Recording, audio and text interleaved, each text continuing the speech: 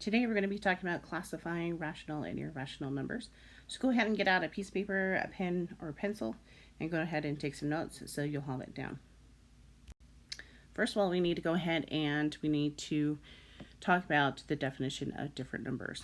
So first of all, we're looking at the natural numbers. Natural numbers are known as counting numbers. So what do I mean by counting numbers? Counting numbers are numbers that we can physically count, kind of like in kindergarten.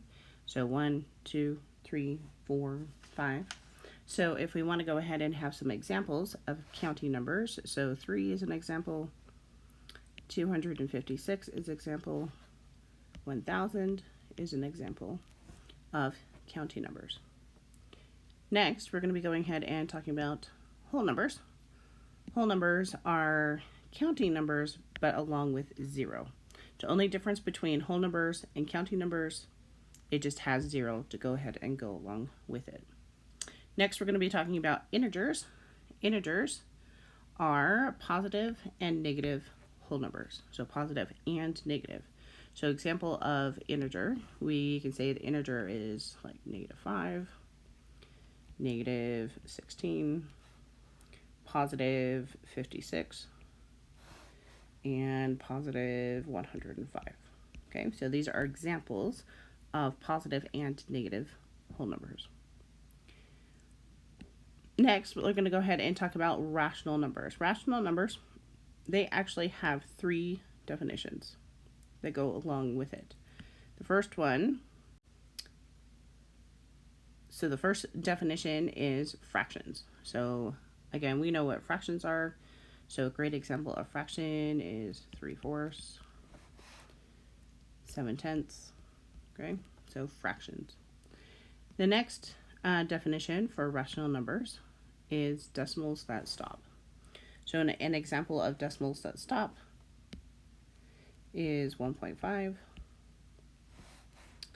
4.7. Okay, so decimals that stop.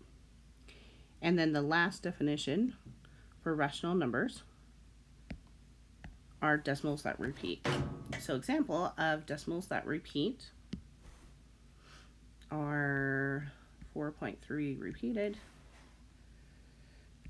10.6 repeated.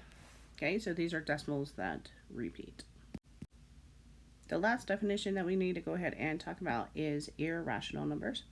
Irrational numbers are numbers that never stop and never repeat. So they're kind of like decimals that never stop and never repeat. So a great example, the famous example of irrational numbers is pi, because we know that that number goes on forever and ever and ever. So this is a great example of irrational numbers. So the way for us to go ahead and define a number and kind of classify a number with the information is kind of this pool effect. Okay, so when you throw a rock into a pool, it makes ripples. So it's kind of like this ripple effect. So here we have natural, whole, integer, rational, and then we have the other numbers over here, which are examples of irrational numbers. So if I wanted to go ahead and I wanted to classify a number, so let's say we're going to go ahead and we are going to classify the number 5. So let's think about a 5 is, let's look at the smaller circle. So the smaller circle is natural. So is 5 a natural number? Yes. So what I'm going to do is I'm going to take and I'm going to put 5 into that ripple, and then we're going to talk about what other ripples do I need to walk out of to get out of the pool. So we know that 5 is natural. What other ripple did I have to walk out of? I had to walk out of whole.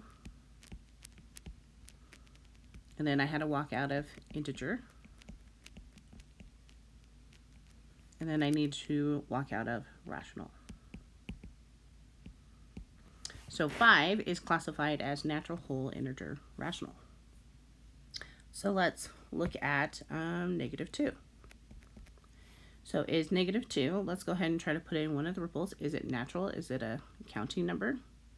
Well, no, it's not a counting number. Is it 0 plus a counting number? Well, no, it's not. Is it a positive or negative whole number? Well, yeah, it is. So let's put -2 into that ripple. And then what ripples do I need to walk out of? Well, we walk out this way.